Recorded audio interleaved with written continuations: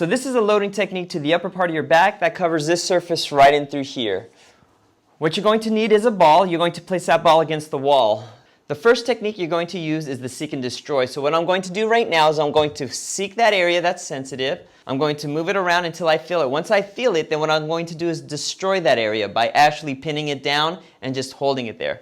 So I'm taking a breath in, exhale, and apply a little bit more pressure. Now right now my tush is anchored against the wall. You can do that as well to make it easier so you can relax into the ball a little bit more. Again, I'm going to take a breath in and exhale.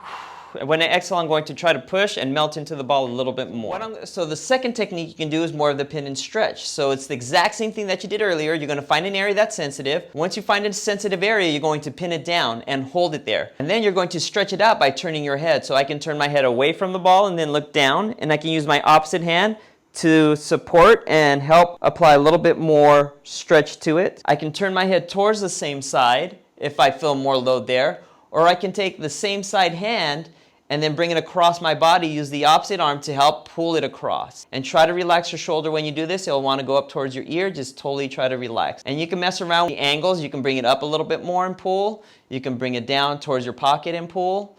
And just hold that position. So mess around with it, see exactly where you need most of the load and most of the stretch.